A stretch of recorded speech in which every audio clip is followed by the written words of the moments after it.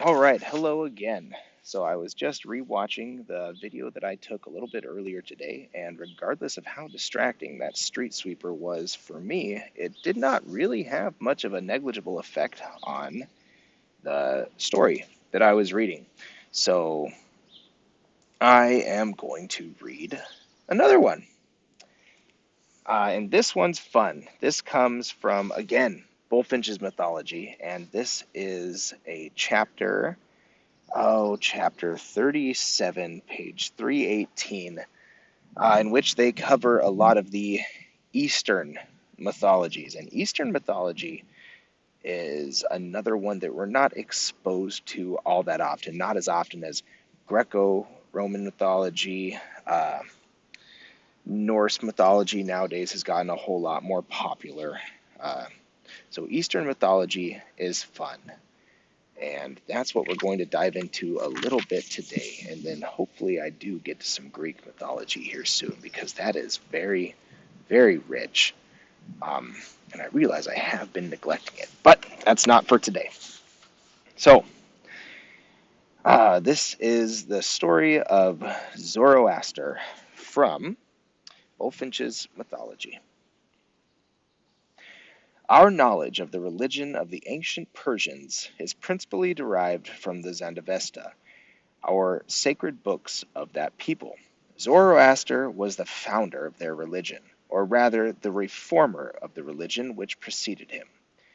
The time when he lived is doubtful, but it is certain that his system became the dominant religion of Western Asia from the time of Cyrus, 550 BC, to the conquest of Persia by Alexander the Great.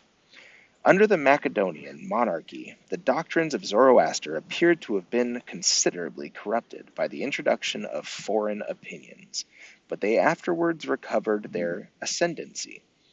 Zoroaster taught the existence of a supreme being who created two other mighty beings and imparted to them as much of his own nature as seemed good to him.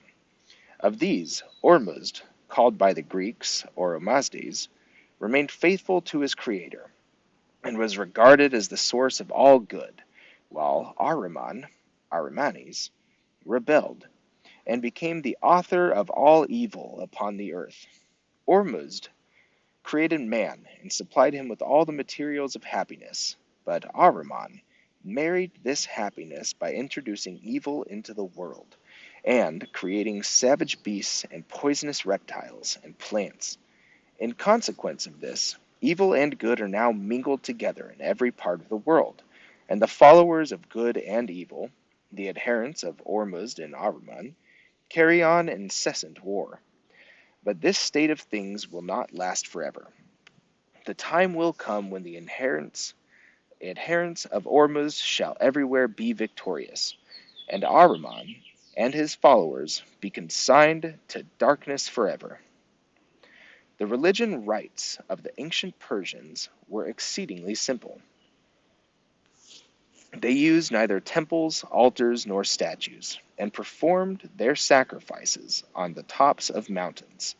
They adored fire, light, and the sun as emblems of Ormuzd, the source of all light and purity, but did not regard them as independent deities. The religious rites and ceremonies were regulated by the priests who were called magi. The learning of the Magi was connected with astrology and enchantment, in which they were so celebrated that their name was applied to all orders of magicians and enchanters. Wordsworth thus alludes to the worship of the Persians.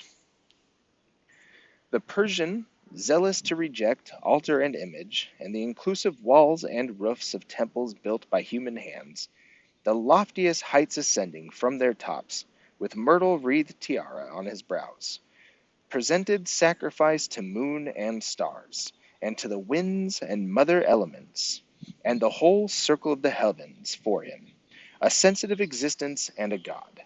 That is from Excursion, Book 4. In Childe Harold, Byron speaks thus of the Persian worship. Not vainly did the early Persian make his altar the high place and the peak of earth o'ergazing the mountains, and thus take a fit and unwalled temple, there to seek the spirit in whose honor shrines are weak, unprayered, of human hands.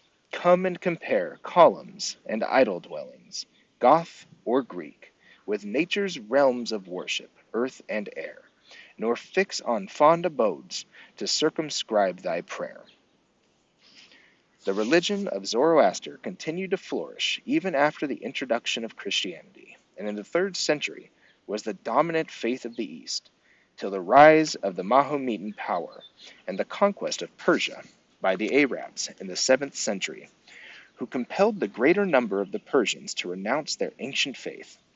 Those who refused to abandon the religion of their ancestors fled to the deserts of Kerman and to Hindustan, where they still exist under the name of Parsis, a name derived from Pars, the ancient name of Persia. The Arabs called them Gubers, from an Arabic word signifying unbelievers.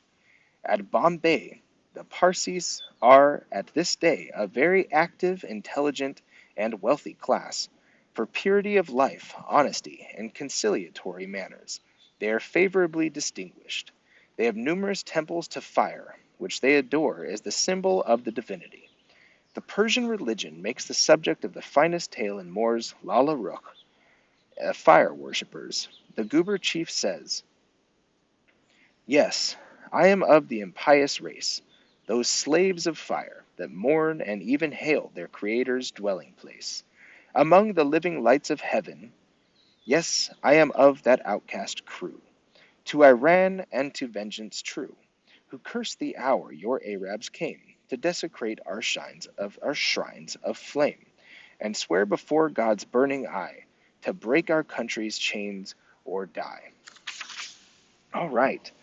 So that's interesting. And one thing to keep of note of this is that um, this is not directly the text containing that ancient culture's religion. This is translated from a person, from another person, and then from another person, and put all the way into this book. So any sort of inconsistencies that there could be, we just don't know.